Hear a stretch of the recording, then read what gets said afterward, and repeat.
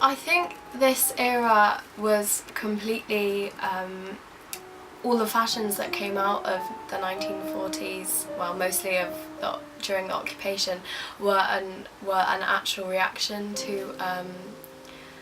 the war. So for designers to reference the 1940s is then making a specific reference to the war and the sort of cultural and social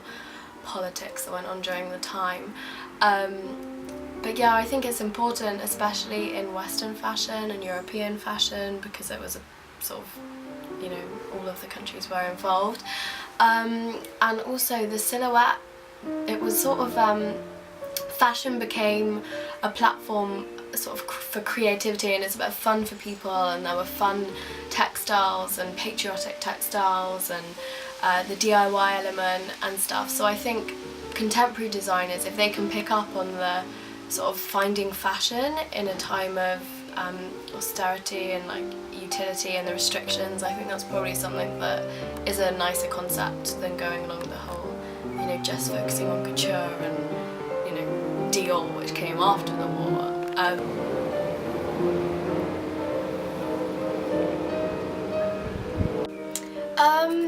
Yeah, I think it's not very sort of academically written about, but I'm not really sure if I'd want to go into sort of like scholarly work on it. But there's also not that much surviving dress, because if it became too small for somebody, it was cut up and made for sisters, or you know, men's suits were made into women's suits, so it was constantly recycled. But in terms of fashion imagery, I think it's a really interesting period, and the 40s retro look has been recycled over and over since the 40s. But in terms of fashion imagery and the advertising, by both the government on, you know, utility and rationing, and then also on like fashion advertising, I think that's definitely something that could inspire sort of any work in, if I go into sort of creative direction and anything like that, or also styling and anything like that. I think the 40s woman, she was very liberated in her onesies and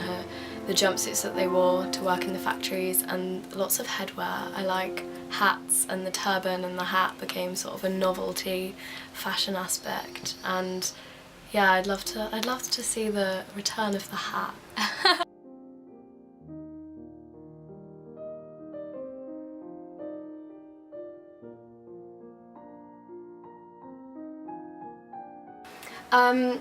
I think it's basically impossible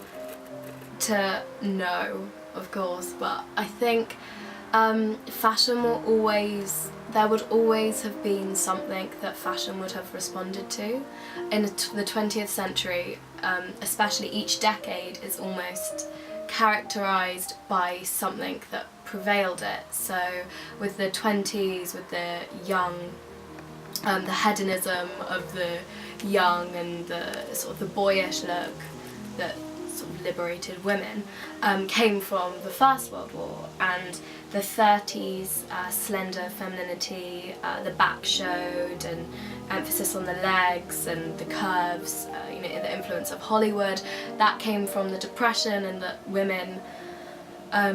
were seen as their duty to be feminine again, because they lost their jobs, because everyone lost their jobs, so women were unemployed again and domesticated again, and it went back to the traditional femininity.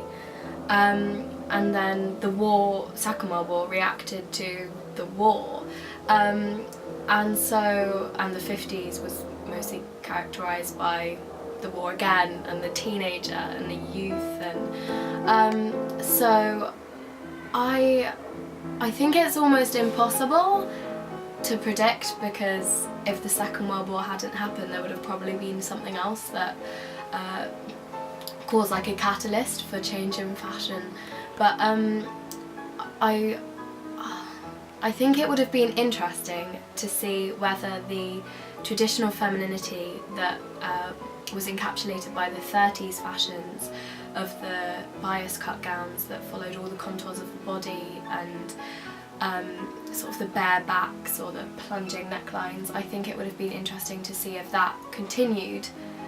through into the 40s, because essentially it was quite lots of theorists and writers have said that it was it almost quelled women's liberation, because they were Viennese gowns were very hard to put on and things like that. So yeah, I don't know. I think maybe the 30s look would have carried on for a longer while, but I don't think it would have gone as drastically from 1939's slender contours and bias cut gowns and these beautiful gowns and the day wear being the same but just shorter, straight to 1947, 10 years later, with Dior's new look. I don't think it would have been that drastic. I think it would have been more of a gradual sort of shifting of hemlines and of fullness of skirts and shoulder pads coming in and out. The same sort of it is in contemporary fashion. Hemlines go up and hemlines go down, and crop jackets come out and long jackets, and I think it would have just been that sort of steady thing, but it's completely impossible to predict, because fashion always, most of the time, reflects the social change, mostly in Western fashion, so I can't I can't predict it.